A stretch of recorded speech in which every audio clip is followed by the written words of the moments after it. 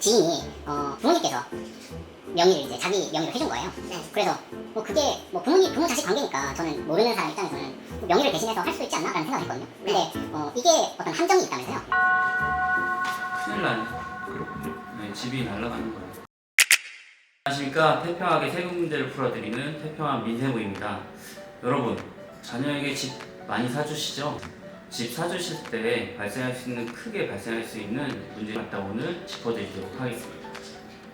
부모가 자녀한테 집을 사주는 게 그렇게 크게 문제가 되나요? 부모가 자녀에게 집을 사주고 나서 증여세 신고를 갖다 하지 않아서 문제가 되는 거예요. 우리나라는 상속증여세가 있습니다.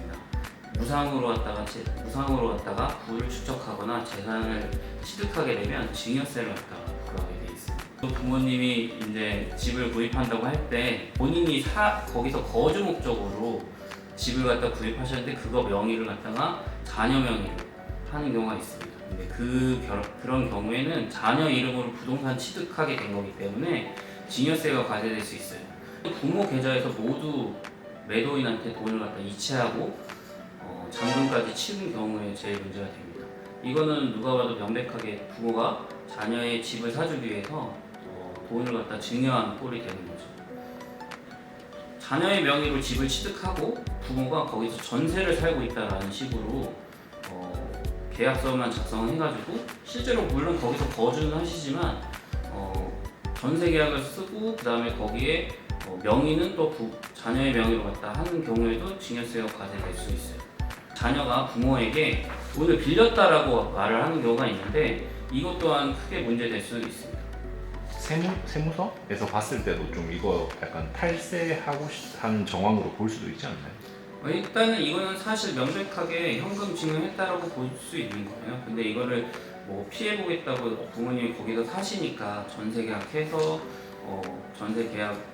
거기서 살고 있다라고 해서 나는 부모님한테 전세를 준 거다 라고 해서 거기서 실제로 살고 계시는 분들도 많이 있을 겁니다. 근데 그거를 세무사에서는 이거를 좀 어느 정도 용인은 해줄 수 있죠. 왜냐면 부모가 거기서 안 살고 있는 게 아니고 살고 계시니까. 실제로 5억짜리 집을 갖다가 부모가 부동산을 갖다 취득하게 되면 증여재산 공제 5천만 원, 공제고 4억 5천에 대해서 증여세 20%를 갖다 부과할 수가 있습니다. 그러면 세금만 해도 1억이 넘게 나오게 되는 거죠. 근데 이걸 무신고가 했다. 그럼 가산세 20%까지 붙게 되는 거죠. 그러면은 뭐 선제적으로 신고를 해도 1억을 내야 되는 거네요. 네, 그렇죠. 그게 그렇게 많이 나오나요? 왜 이렇게 많아요? 엄청 많이 나오죠. 우리나라 증여세 높아요. 상속증여세 높은 걸로 유명하고 얼마 전에 가장 최근에도 이제 삼성가에서는 상속세 12조를 다 납부를 했죠. 이 부분에서는 좀 절세를 할 수 있는 방법은 없는 거네요. 일단은 진짜로 본인이 거기서 거주가 할 목적이고 부모를 거기서 동양할 목적이라고 하면 차라리 차용증을 작성을 해서 부모한테 돈을 빌린 거라는 증명을 하는 게 제일 가장 좋아요. 실제로 그 돈을 빌렸고 이자를 납입하는 기록이 필요하거든요. 은행에다 다달이 얼마씩 이체를 해주고 그 금액을 갖다 상환하고 있음을 갖다 나타내주는 게 필요하죠. 이자를 정하는 거는 사실은 개인의 자유잖아요. 무이자로 빌렸다. 이런 경우는 어떻게 세금이 부과가 된다거나 이런 게 있나요?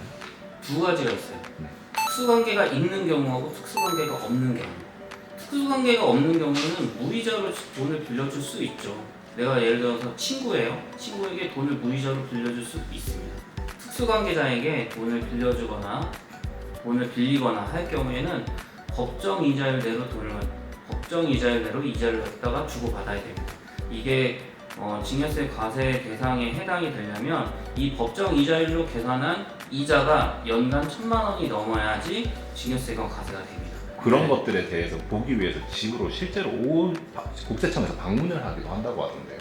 실제로 집으로 찾아오는 경우가 크게 보면 두 가지 정도가 있어요. 첫 번째는 조사를 하러 오는 경우고 두 번째는 징수를 하러 오는 경우. 조사는 진짜로 여기서 살고 있는 게 맞는지 아니면 이 집 명의는 누가 돼 있고 여기 누가 살고 있는지 누가 거주하고 있는지 조사를 하러 오는 경우가 있고 징수는 말 그대로 세금을 못 냈기 때문에 세금은 그 TV나 이런 데 많이 나오잖아요.